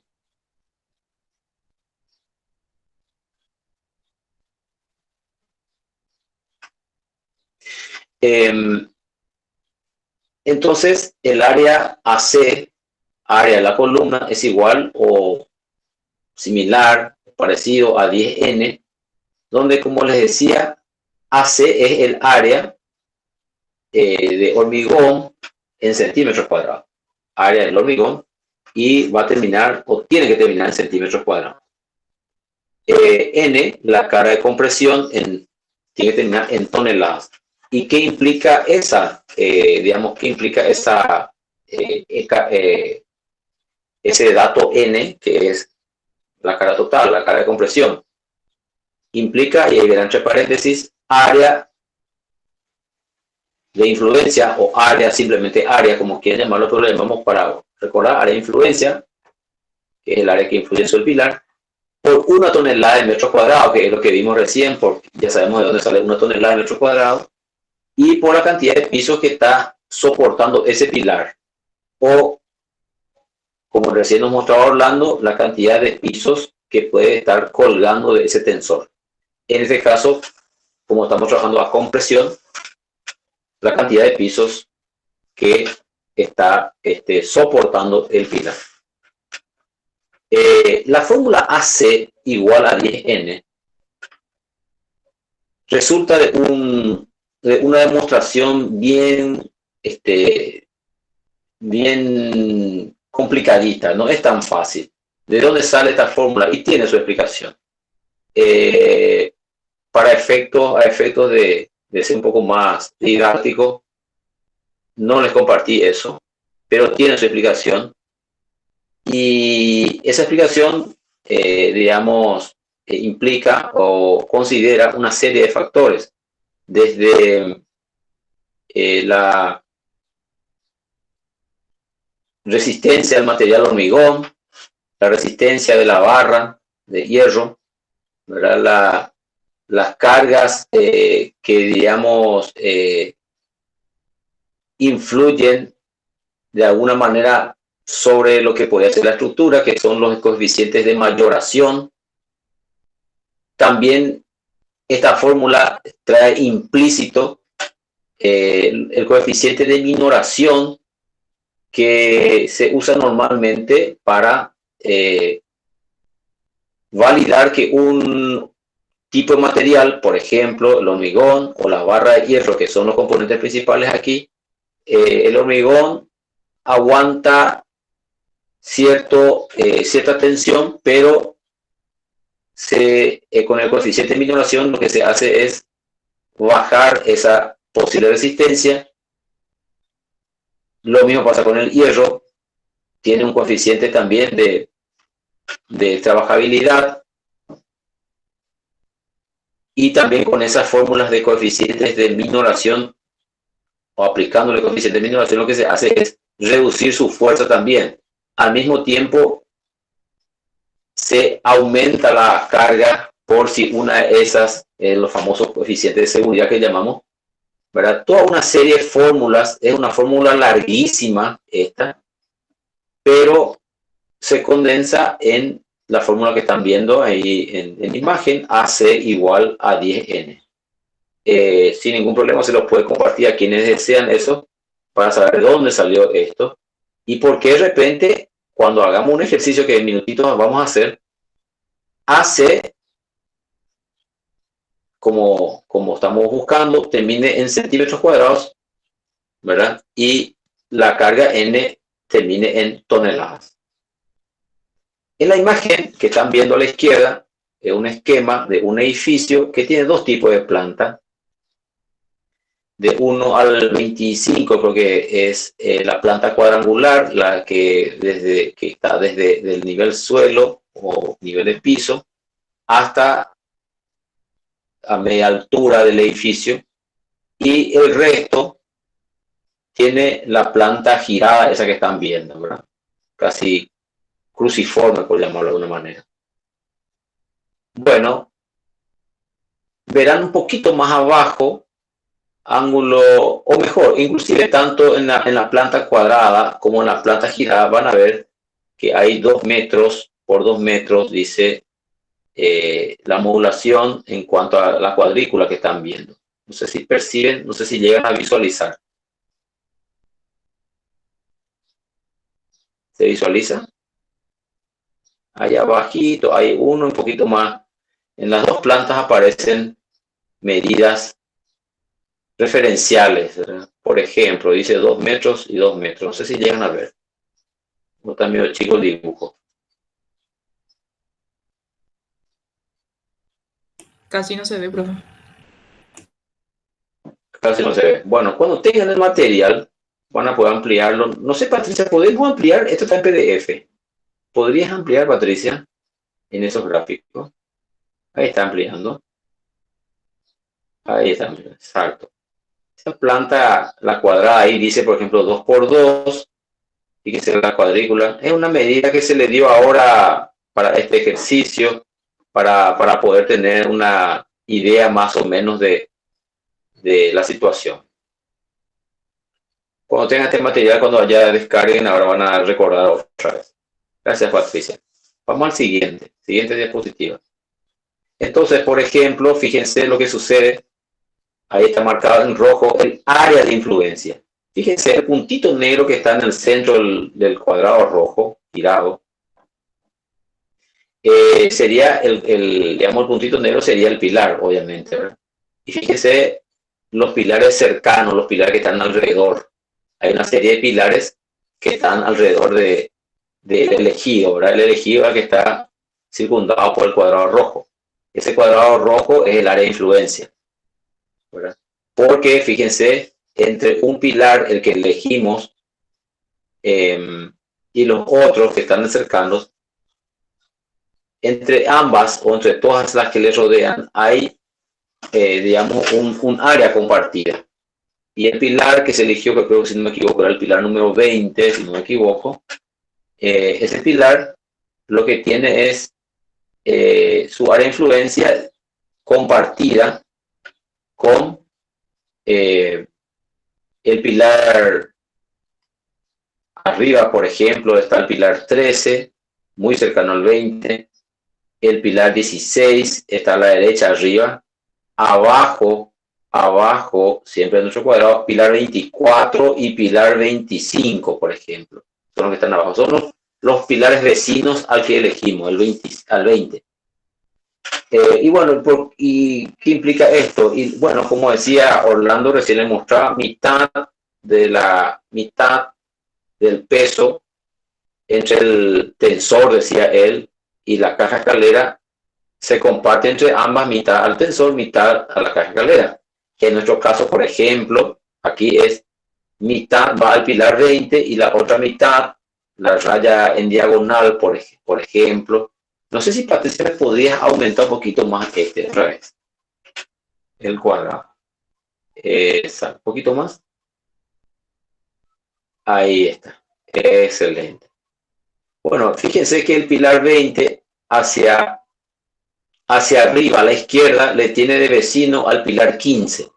Y entre el pilar 15 y el pilar 20, esa raya en diagonal, que es la que conforma uno de los lados de nuestro cuadrado, es la que delimita el área de influencia. Tengo el área de influencia sobre el pilar 20, esa raya. Entre el pilar 20 y el pilar 16, ahí arriba siempre, también marca una línea. Esa línea, el otro lado del cuadrado, el segundo lado del cuadrado, ¿verdad? Entonces, entre el pilar 20 y el 21, fíjense, el otro pilar cercano hacia la derecha, en este caso estamos girando sentido horario, el pilar 21, por ejemplo, le tiene, en este caso como punto de mitad y mitad con el pilar 20, es ese vértice, el vértice de nuestro cuadrado. Entre el 20 y el 25 abajo a la derecha, pilar 25, tiene como límite el tercer lado de nuestro cuadrado, ¿verdad? Y fíjense, el pilar 29, de vuelta, tiene como límite entre el 20 y el 29, está el vértice de nuestro futuro cuadrado, y el cuadrado oficialmente se completa entre el 24 y el 20, la mitad para el 20, la otra mitad del área le va al 24. Eso mismo que acabo de comentar sucede con todos los pilares mencionados anteriormente. El pilar 19 y el pilar 20 comparten un vértice, en este caso un punto, y se completa así el área de influencia. No sé si se entendió lo que expliqué. Si alguien me puede retornar.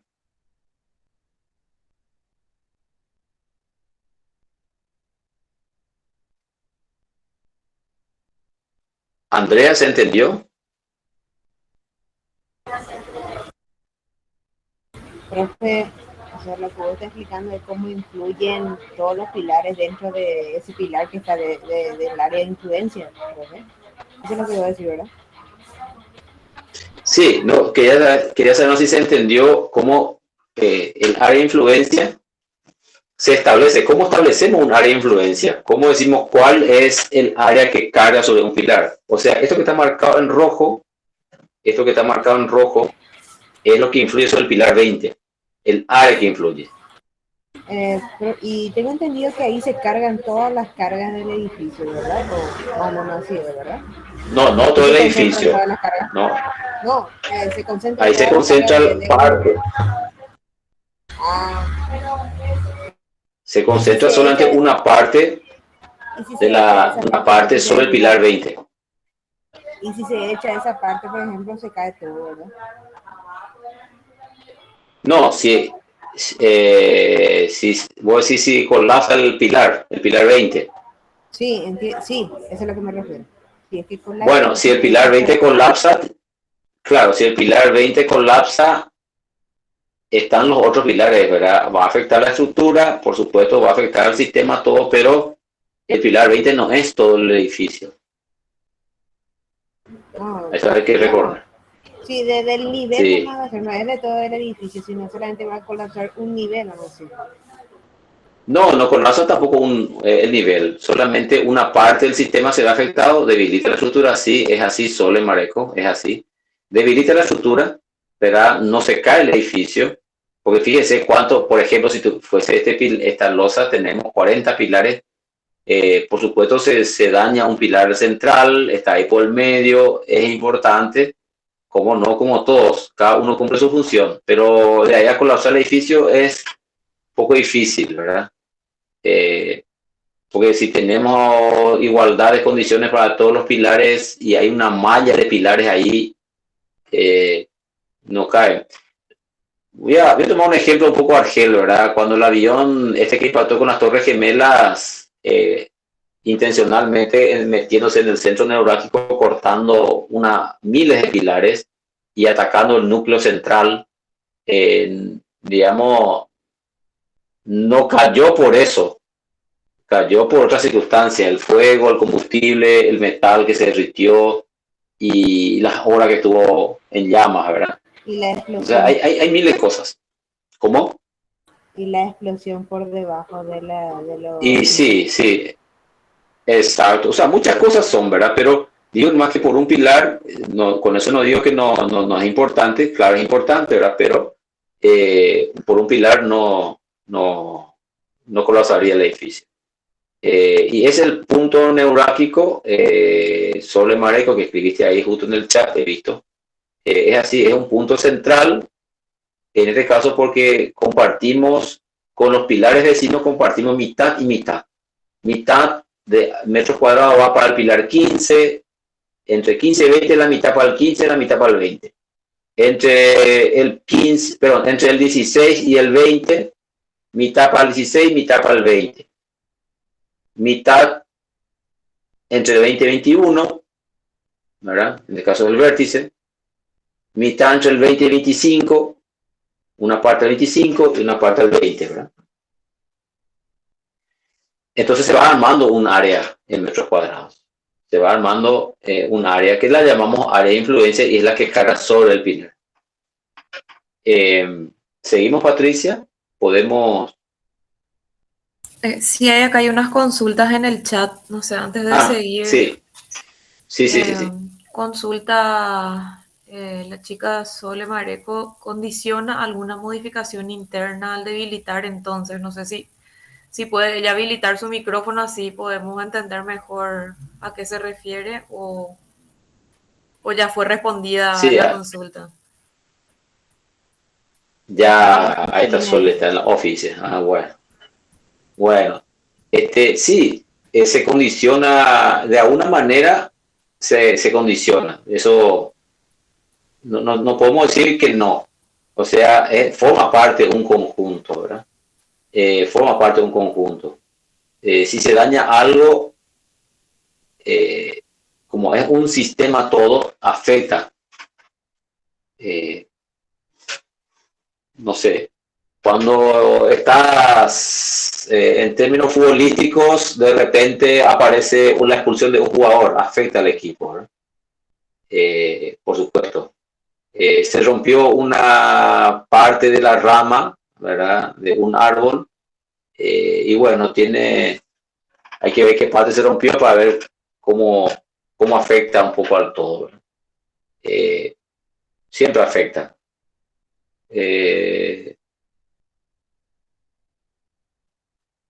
Los sistemas, recordemos, son un conjunto de elementos, ¿verdad? Y ese elemento es importante como los otros, no es todo, pero no es, o sea, es un elemento importante dentro del conjunto todo. En este caso, volviendo un poco al ejercicio, vimos nosotros que, de nada, Solé, vemos, por ejemplo, el pilar, en este caso el pilar 28, ¿sí? Ahí en la imagen ven un rectángulo. Ese pilar 28 ahí arriba, en esa planta girada, en la planta casi cruciforme o cruciforme, ahí el pilar 28 se sitúa en el borde. Pero en la de abajo, ¿puedo subir un poquito la imagen, Patricia? En la de abajo, fíjense dónde cae el pilar 28, no está en el borde. En la de arriba sí está en el borde y acá no. Entonces, el área de influencia en los dos casos es distinto. Acá abajo es el mismo cuadrado que veníamos viendo en la anterior imagen. Y aquí en la planta del 1 al 25 tenemos esta situación, ¿verdad? Un cuadrado, una imagen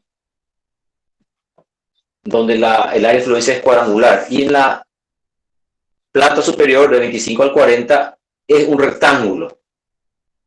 Entonces, si yo, por ejemplo, tuviese que calcular este edificio a ver cuánto tiene de sección, porque es el siguiente paso que vamos a hacer, entonces tengo que calcular por separado. Voy a calcular primero este, que está acá, o como quieran, o el otro, no hay problema, pero lo hago por separado.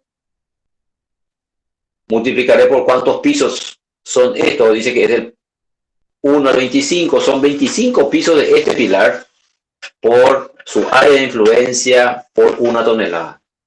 Y le sumaré, ¿verdad? Haré dos sumandos. Un primer miembro sería este, el segundo miembro sería la de arriba. ¿Podés volver, Patricia, la de arriba? Esta, gracias. La del rectángulo, un poquito.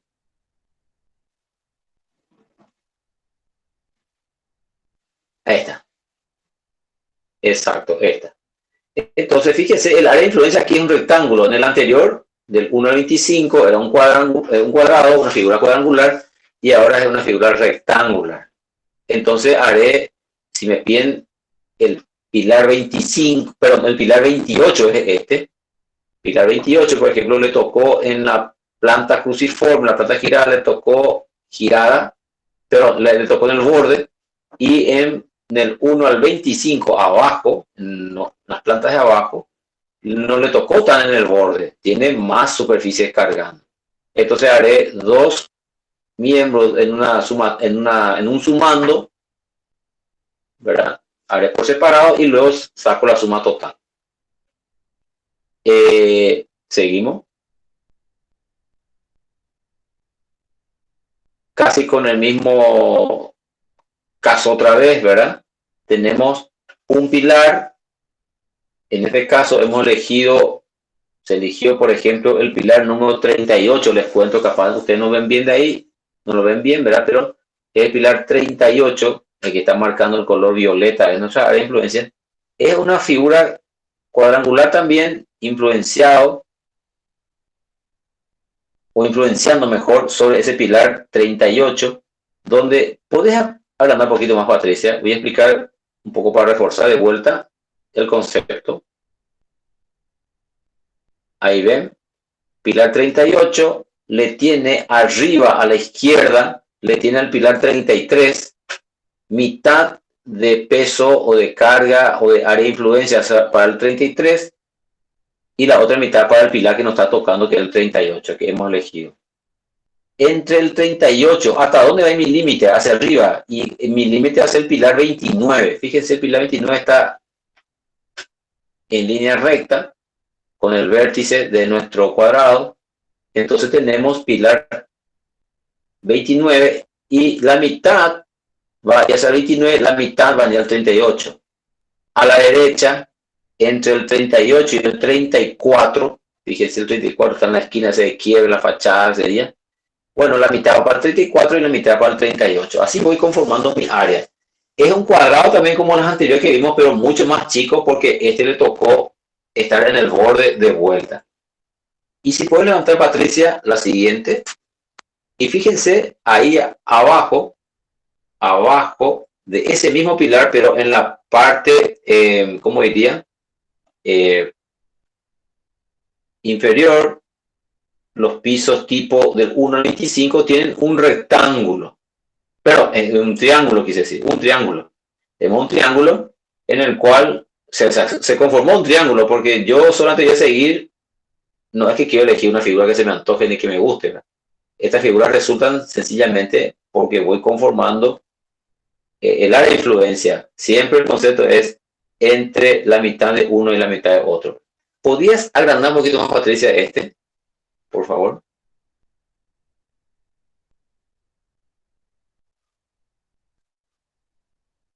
Ahí está. Está muy en el borde de mi diapositiva, entonces ya quiere pasar a la siguiente. Pilar 38, ya lo ven en imagen ya ampliada. Pilar 38 está en el borde. El 33 está hacia la izquierda arriba. La mitad entre el 33 y el 38. 33 la mitad, 38 la mitad. Arriba está el 29 que habíamos comentado ya hace rato. Le toca ser el pilar más cercano al 38 hacia arriba. Entonces, bueno, se conforma un vértice, en este caso hace la diferencia entre ellos dos. Entre el 38 y el 34, a mi derecha, arriba, ¿verdad? Tienen de vuelta una distancia igual para el 34, la otra mitad igual para el 38. Se conformó un triángulo. Bueno, fíjense que serían estos los casos y depende del pilar que elijamos. Si hubiésemos elegido pilares en el centro, van a ser todos iguales, tanto para esta planta que elegimos, iban a salir todos iguales, ¿verdad? Iban a salir posiblemente piso del 25 al 40, si se nos pide calcular. O sea, ¿por qué estoy contando esto?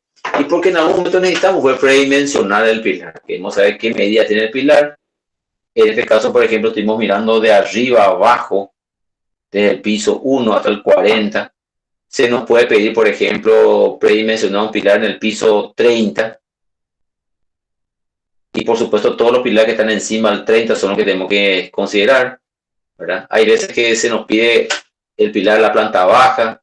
Otros queremos saber si, qué sé yo, el pilar en el último piso, cuánto es lo que es, porque abajo, en la planta baja, por ser, digamos, el que soporta todo, vamos a tener un pilar muy grueso, de una dimensión importante, pero ese mismo pilar allá arriba, en el piso de la azotea, o cercano a la azotea, uno antes de la azotea, vamos a encontrar que ese pilar no tiene la misma dimensión, pero a veces por costumbre dibujamos el mismo tamaño.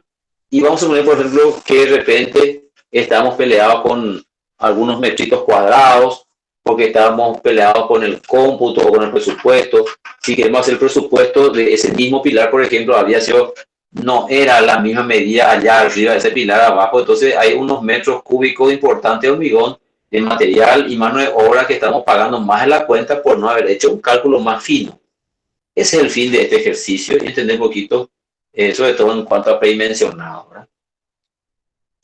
Bueno, con respecto a eso, no sé si hay una duda antes de pasar al siguiente. No recuerdo que tenía 17 diapositivas.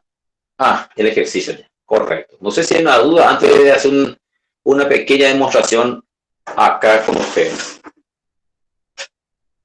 ¿Se entendió?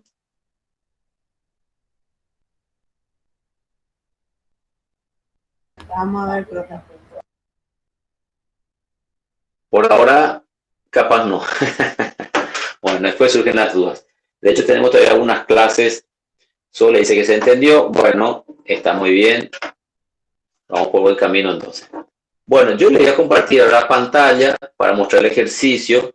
Ahí el ejercicio habla de un edificio, este mismo, de planta diversa, porque bueno, la verdad tenemos dos plantas tipo, de 40 pisos, y se pide predimensionar el pilar del piso de planta baja. Vamos a calcular el que está en la planta baja.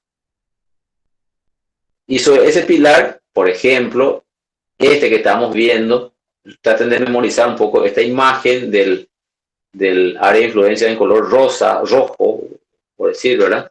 Que está influenciando sobre ese pilar. Entonces, vamos a predimensionar. Queremos saber qué medida tiene en la sección transversal de ese pilar. Bueno, yo voy a compartir pantalla acá en mi pizarroncito. Espero tener éxitos. Pues, deja de compartirme a Patricia. Y yo voy a compartir el mío ahora. ¿Sí?